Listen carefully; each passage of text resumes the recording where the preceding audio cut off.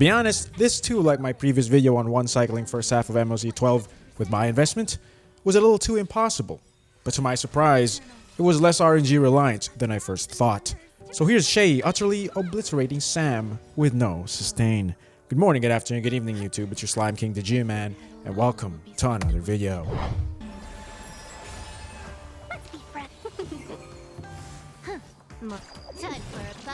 So in every Xueyi team running no sustain, there is one prerequisite to make it work.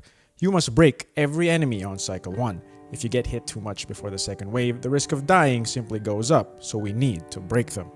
In this floor, I hit the Stormbringer first with Ruan to reduce toughness. Implant Quantum on the Direwolf because it has both Lightning and Ice guaranteeing it. These series of moves sets up Xueyi breaking both of them on her turn. By the order of the execute the Marastruck! Xueyi's ultimate is used on the Stormbringer first because she can deal toughness damage anytime to the Quantum implanted Direwolf.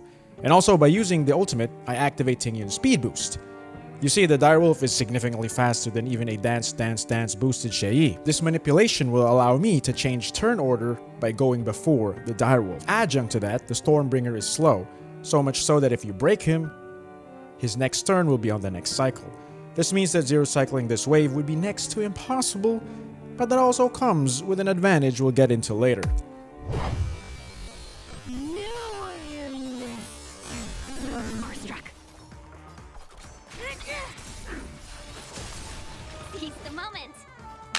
Now we've broken both of them. Obviously there are layers to the RNG of Xueyi's follow-up attacks here, as in order to break both of these enemies in the same cycle, you'll have to have at least one follow-up attack hit them, and ideally, the Direwolf should get most of the follow-up attacks. And here we are simply gauging who to basic attack. The Direwolf should be priority with entanglement stacks to kill it this cycle, and the Blessing does the work for us for the Stormbringer next cycle.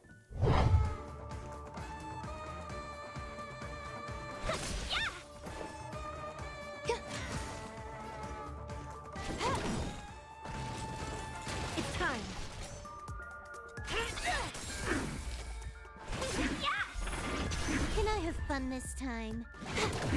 Some about existence is unity.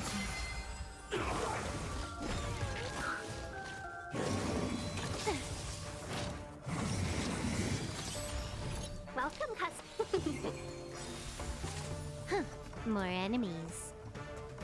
Time for a buzz. So, the extra cycle from last wave allowed us to get energy for all our units, and for SP to play around with at the start. You see, the wave with Sam is rather tricky because Sam can't be broken outright. We focus on the Direwolf first by implanting Quantum. We hold TIngyun's and Silverwolf's ultimate here for Sam later, since Xueyi's skill and ultimate will easily break the Direwolf. And I hit the TV periodically just so it doesn't drain me of my energy. There's more to life.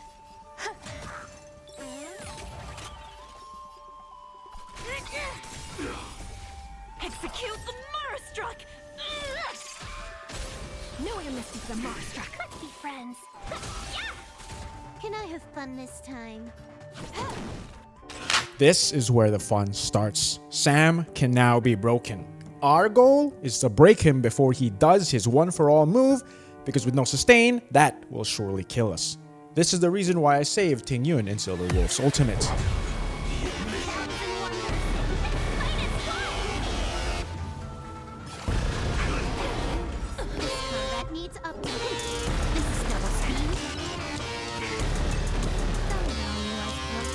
And in addition, since the AV of Xueyi has already been depleted into the next cycle, I can bring her back into the current cycle thanks to Dance.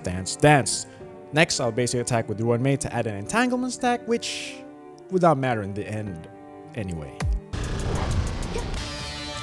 Every petal and all will be swept away by the wind. This is where it gets juicy. I assume here that the Xueyi skill will kill the TV on the left, get my energy back, deplete toughness of Sam, and proc a follow-up attack. What you're about to see is one of the most satisfying things when playing Xueyi against a high toughness bar enemy.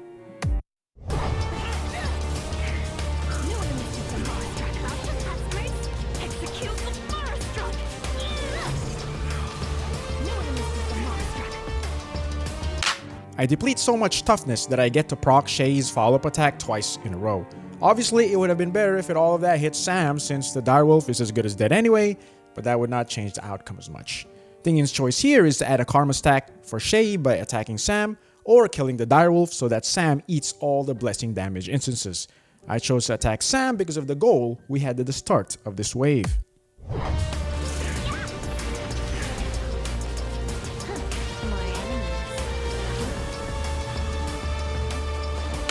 The goal was to break Sam before he goes one for all on our asses. In this turn, I had the opportunity to do just that, but I was hesitating. You see, Silver Wolf wasn't on a break build, and such I would be leaving damage on the table. However, if I didn't break him here, I would run the risk of my units potentially dying. This could ruin the run, or it could potentially end one cycle earlier if I did things right.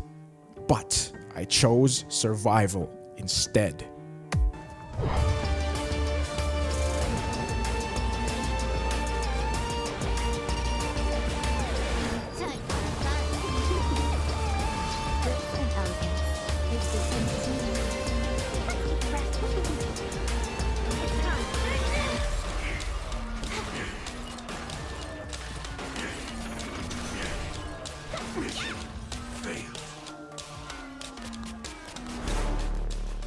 There you go. Not much has changed in builds from last video. I only since then increased talents for Xueyi, Tingyun, and Silver Wolf. This team to me is the most fun team a low investment player can sink their teeth into. It's also the team that has put doubt in me wanting to spend to pull for Sparkle. Realistically speaking, who would Sparkle be replacing in this team? Tingyun provides so much energy, action, advance, and attack, she's irreplaceable. Ruan May provides so much break efficiency that even if that was all she did, she is irreplaceable. Silver Wolf provides so much toughness damage, res shed, and weakness implant that she is irreplaceable unless every enemy already has quantum. And in that scenario, that is the only time I could say I could replace Silver Wolf with Sparkle. So for a Xueyi team, Sparkle just isn't as valued as compared to Jingyuan mains, DHIL mains, QQ mains, or even just mono, quani, enjoyers in general. The nature of abusing breaks meaning that Xueyi's best team can never be mono quantum, with how busted some Harmony units are. Don't get me wrong, I'm still trying to pull Sparkle with F2P gems, but day after day, the more it gets clearer, I might be one of the rare scenarios where Sparkle wouldn't be as good, since I run a dot team on the other side anyway. Of course, that's all just cope. Sparkle's really good, but I'm huffing it all in. She makes things a little too brain dead with how much SP she gives. Some of the decision making I currently enjoy in the game kinda gets thrown out of the window, but for auto enjoyers, I'm sure she is a must pull. This is our parting. Farewell.